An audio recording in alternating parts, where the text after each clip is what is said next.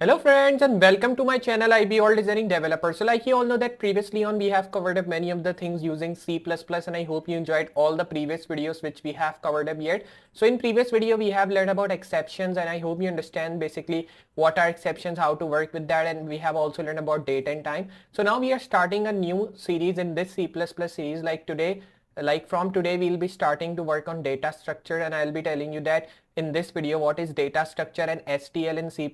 We have already learned about data structures and algorithm in JavaScript and in Python, but now we'll be learning about data structure and STL in C++ as well, and we'll be seeing how we will be using some data structures here, what are the code we have to add in that, and how we will be creating the classes in this data structures and STL here. So I hope you'll be enjoying this video from start. So if you enjoy this video and if you understand this amazing tutorial here, so remember to hit a like to this video, and if you're new on this channel, want to see more videos like that, so remember to subscribe, and after subscribing hit notification bell as well so you can get the notifications of all my coming up videos which I'll be uploading in future. So now what we are waiting for, let's move to computer screen and let's get started.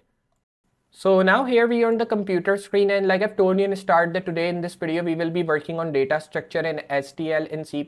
Like we have learned many of the things using C++ previously, like what are elements, what are variables. We have also learned about loops in C++, but now we'll be working with some data structure things moving forward in this tutorial series, because now we have to move on some advanced, we have to move on to some advanced level things as well. We have covered up many of the beginner and intermediate level things, so that's why I'm moving on to this data structures here. So if we talk about data structures in C++, so data structures are used to store and organize data, which is very simple to just learn the name with the data structure. And if we talk about an array, so an array is an example of a data structure which allows multiple elements to be stored in a single variable. C++ includes many other data structures as well.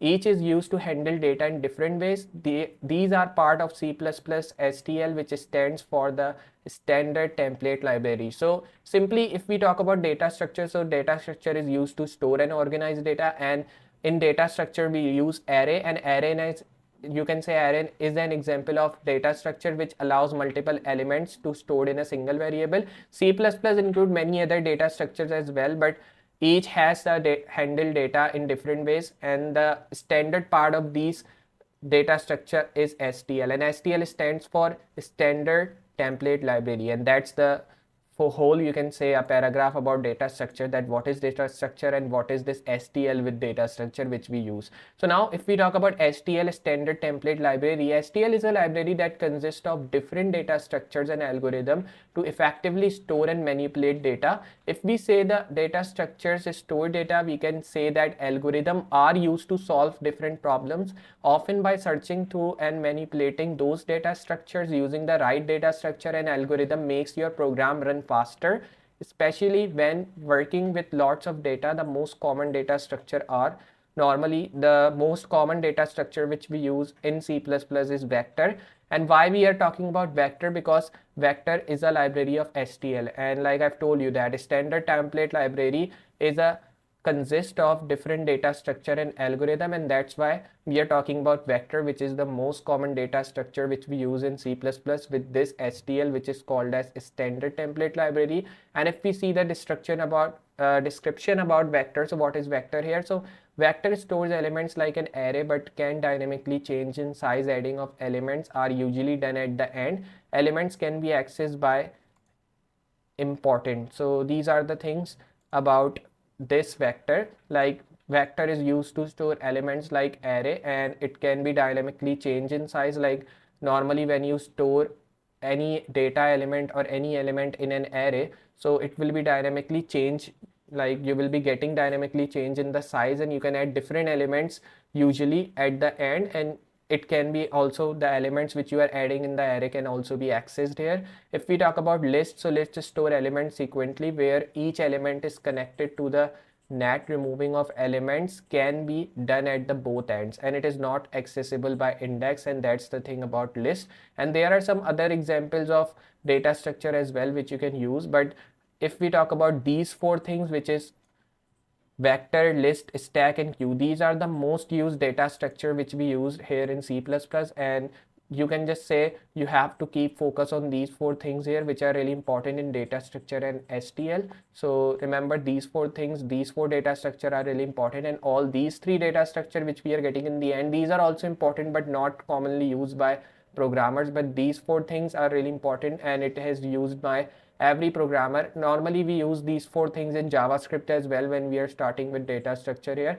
So in C++ we are also getting these four data structures, so we need to understand these all things and we need to use it with STL, which is called as standard template library. If I move down and if I see which one to use depends on your specific needs, one thing they all have in common is that you must include the appropriate header file to use them.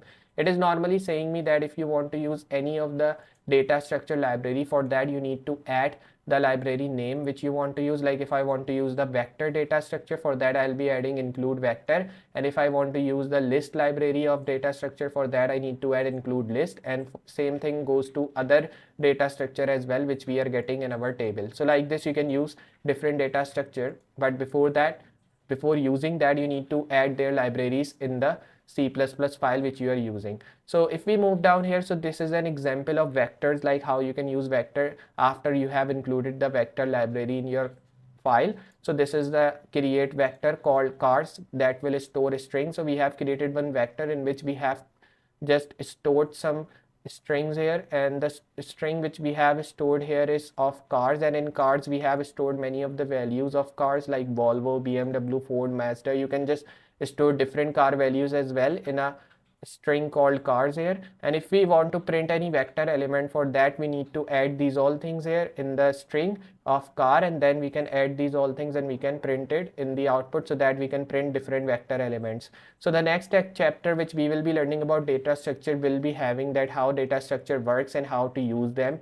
But in this video we are understanding about data structure, some things about data structure and some things about STL, which is called as standard template library. If we want to understand about the key concept of STL, so for that we'll be reading this all things here. So the key components of the STL consist of containers, iterators and algorithms and the relationship between them.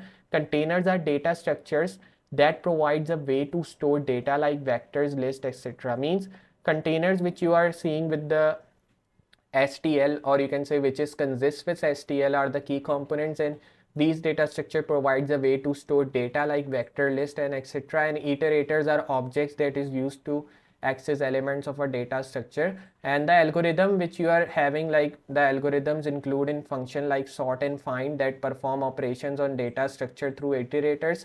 These are the things which you can use. And in computer science, data structure and algorithm go hand in hand. A data structure is not worth much if you cannot search through it or manipulate it effectually.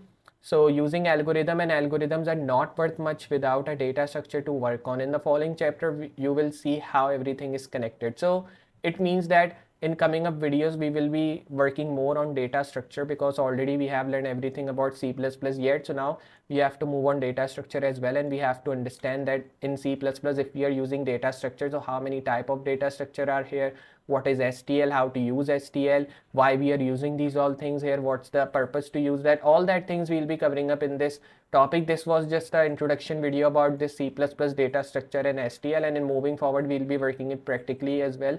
But now I just want to explain you that if you are using normally data structure, so there are these type of data structure which you can use, but the most important data structure which we will be using moving forward in the videos will be these four, which is vector, list, stack and queue. And all these other data structure which you are getting, these are also important but not too much commonly used by the programmers. That's why we are focusing on the four data structure and the STL as well, which is a really common library which is consist of different data structure and algorithms which is effectively stored and to use manipulate data. So I hope you understand this video in which we have worked on data structures and STL, in which we have understand what is data structure and STL, why we have to use it, and moving forward we'll be learning more things about it, and we'll be also working it practically. We'll be also creating a program using this. So I hope you'll be enjoying that as well. So I hope you understand this tutorial video and introduction video about data structure in C++. So if you have understand this video and if you enjoy this amazing tutorial here, so remember to hit a like to this video. And if you're new on this channel, want to see more videos like that, so remember to subscribe, and after subscribing, hit notification bell as well, so you can get the notifications of all my coming up videos which I'll be uploading in future. So now I'll be meeting in next project or next tutorial in future. So for today, goodbye.